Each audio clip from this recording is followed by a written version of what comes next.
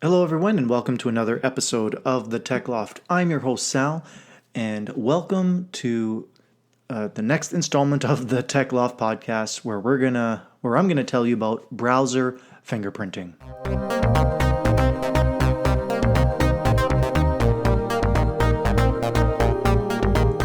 Before we begin, I just want to remind everyone to please, if you like this podcast, please consider subscribing.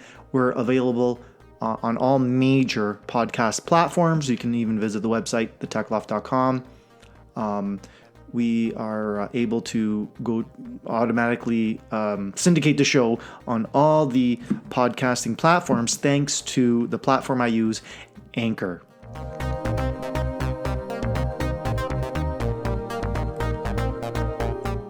Okay, so let's begin. So for those now browser fingerprinting was something that I recently learned about. I think it's been going on for a while. I don't have an exact timeline, but it just has to do with fingerprinting, identifying not necessarily who you are, but identifying things about you. And up until recently, that has been done through cookies. Cookies are dropped in your web browser from the web server. Data is collected and added. The cookies collected so they can get information. Now, cookies can tell a person who owns the website, who's collecting that data, a little bit about not just your preferences, but also things like your website preferences, from text to background and all that stuff. And we're getting a little bit, the tech savvy people are getting a little bit smarter on that, where at every session we clear out our not just our browsing history, but more importantly, the browsing data. That's all the cookies, all the stuff that's been collected.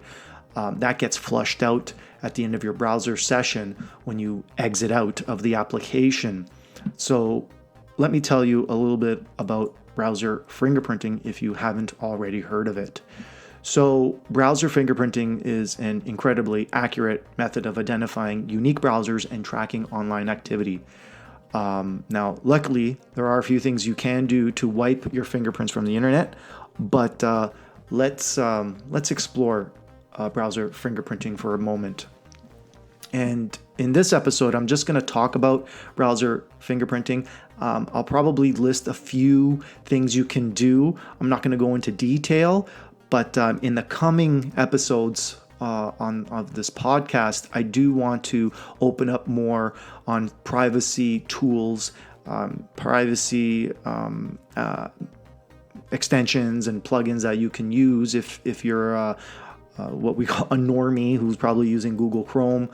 There are some plugins you can use to beat the fingerprinting. So when you look up the definition of browser fingerprinting, what it is, it's a device fingerprint, machine fingerprint, or browser fingerprint is information collected about a remote computing device for the purpose of identification. Fingerprints can be used to fully or partially identify individual users or devices, even when cookies are turned off.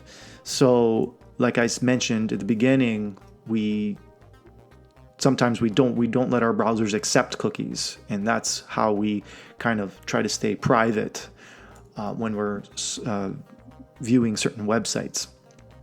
So what that means, when you connect to the internet on your laptop or smartphone, your device will hand over a bunch of specific data to the receiving server about the websites you visit.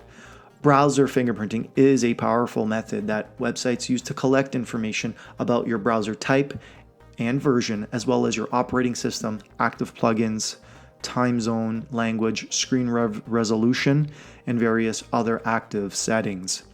These data points might seem generic at first and don't necessarily look tailored to identify one specific person. However, there is a significantly small chance for another user to have 100% matching browser information. Panopticlick, which is a website that will test your browser for fingerprinting, people that run that found out that only 1 in 286,777 other browsers will share the same fingerprint as another user.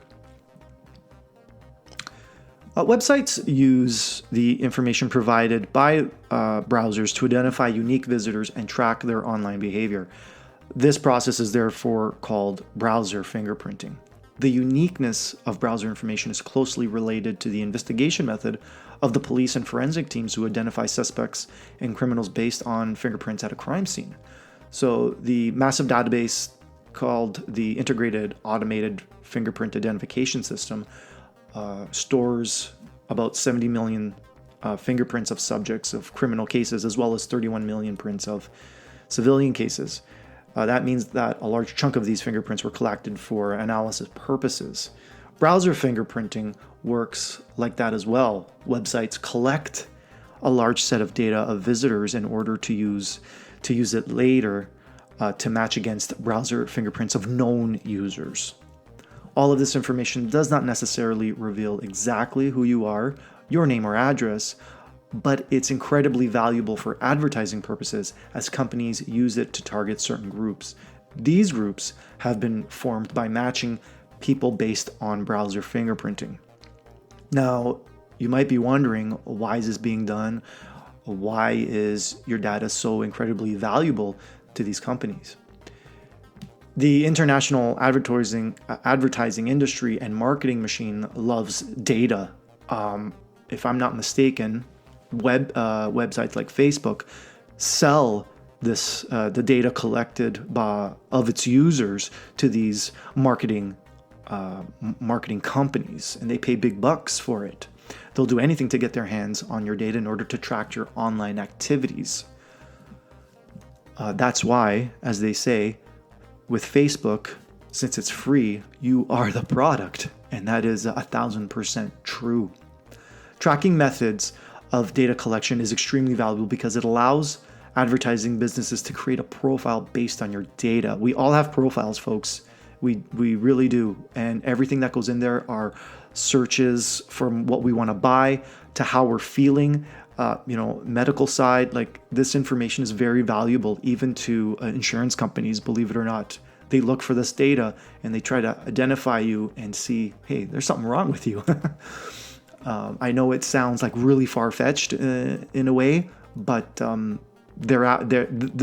You are the product. You are the data that they want. The more data these businesses have, the more accurately they can target you with advertisements, which indirectly means higher revenue for the company. Now, this is one aspect where it's not all gloom and doom. This is the part where it's not bad, where fingerprinting has also been used to identify the characteristics of botnets because connections of botnets are established by a different device every time. Such analysis could lead to identification of fraudsters and other suspicious activities that require investigation. Also, banks use this method to identify potential fraud cases.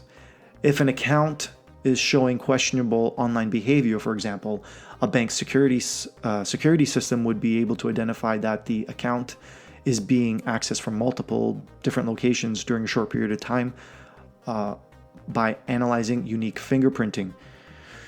By doing so, a hacker can log into the account using a device that it has never accessed, and access the account before can potentially be identified. We're all this kind of makes me think of we're all creatures of habit, and once we do something that's not a regular routine, not a habit, then it's like, well, maybe a flag will raise. You know what I mean? This is kind of like that, I guess.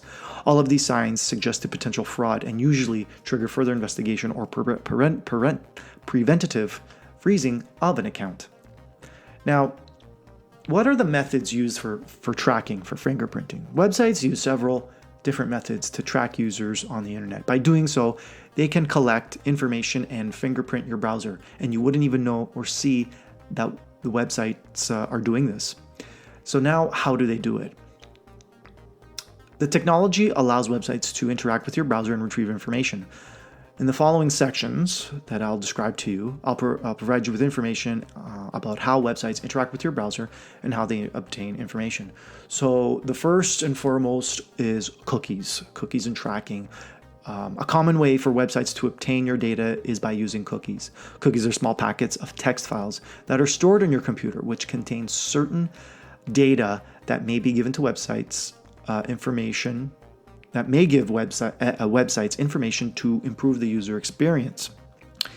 Websites remember and track individual computers and devices by loading the cookies, the small data packets, onto your computer. Every time you visit a website, your browser will download cookies. When you visit the same website a little later in time, the website will assess the packets of data and provide you with a personally customized user experience. Think about the font size or screen resolution you view on a website. If a website knows you're always using an iPhone 8, it will provide you with the best settings for your iPhone. Also, this way, the website knows whether you're a unique visitor or a returning visitor. Cookies are also stored data on browsing activity, habits, interests, and much more. Furthermore, websites employ JavaScript, which will interact with visitors in order to carry out certain tasks, such as playing a video. These interactions also trigger a response, and as such, they receive information about you. The next method is canvas fingerprinting. So this is a new method. So the newest method of attaining browser information is called canvas fingerprinting. To put it simply, websites are written in HTML5 code, and inside that code, there's a little piece of code that takes your browser's fingerprint. So how are websites doing that exactly? This new tracking method that websites employ to obtain your browser fingerprint is enabled by new coding features in HTML5.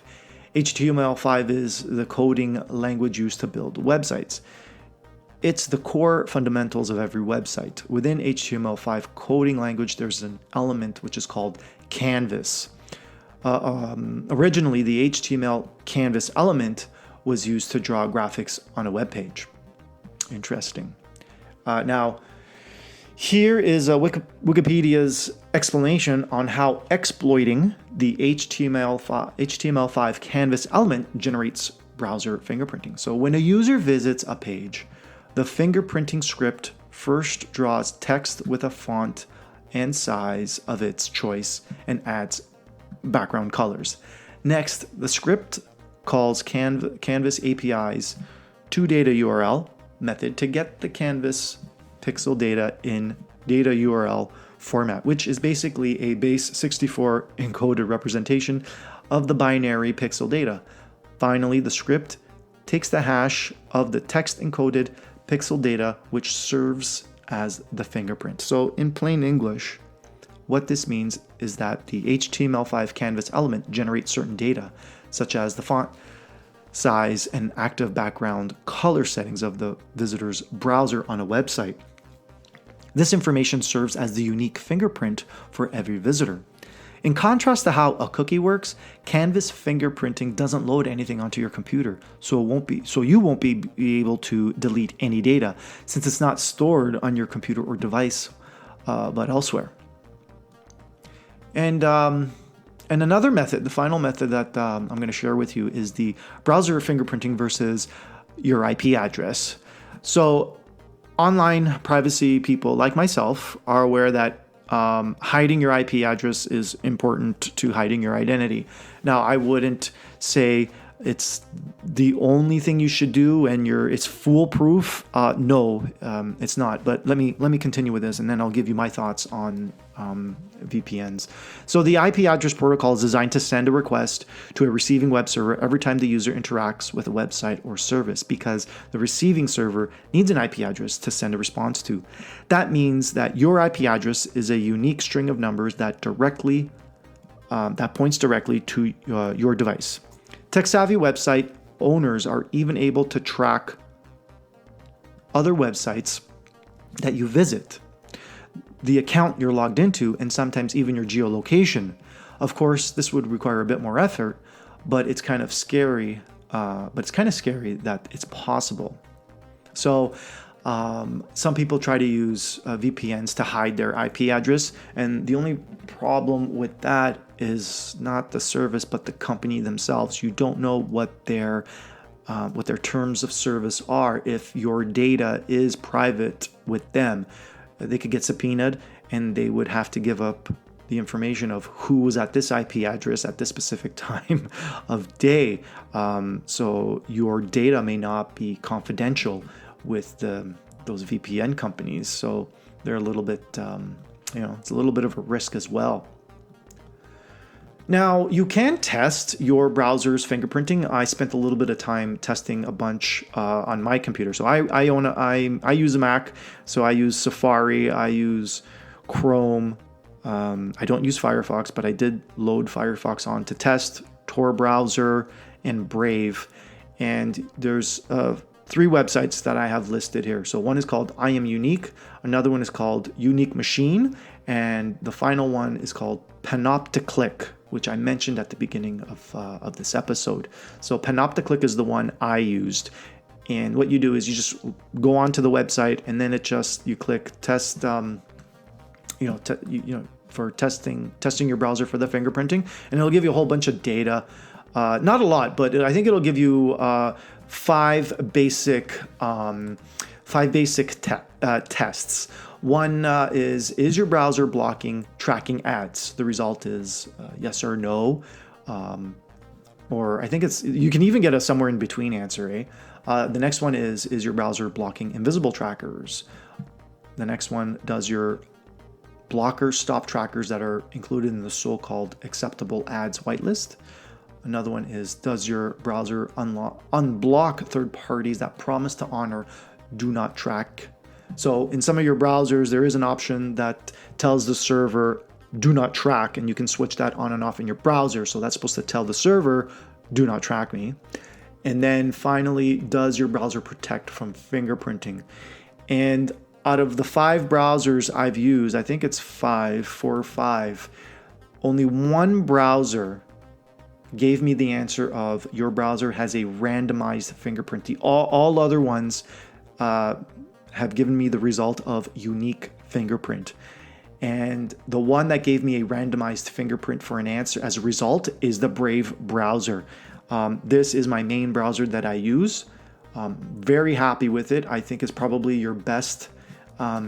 It's your best choice right now if you're conscious about your privacy online. I'll have a link below that you can use to download the Brave browser. It's also has like a rewards program where an ad notification will pop up. It won't be invasive of your viewing experience, but it'll pop up, and if you click to view the ad, then you get some.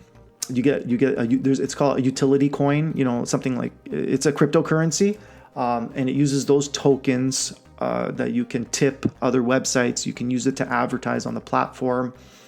And they pay out every month. And I think I've been using it for just over a year, and I've been collecting it's called Basic Attention Token. I haven't done anything with those tokens as of yet, but they're just collecting up right now. So again, you can use it to tip other websites, and then I haven't really investigated what else I can do with these tokens. But there is that feature of the Brave browser where you can participate to view ads or not. You can switch that completely off and have an ad-free experience. But that's it. Device fingerprinting. I didn't want to spend a lot of time letting you, just trying to educate you a bit on device fingerprinting. In a future episode, I will go into details on how you can get around methods in trying to fight against browser fingerprinting. So I'm going to put that together, and we'll have that very soon. So again, if you enjoy this podcast or you want to know more information on tech and opening up on the topic of privacy in the future, please consider subscribing to this podcast. We're on all major platforms: Apple, Google, everything in between. Thanks to the power of thanks to the power of Anchor, Anchor.fm, which is a really easy way it's free hosting podcasting service that you can start your own podcasting service with. And until next time, you'll hear from me then. Thanks for listening, and ciao for now.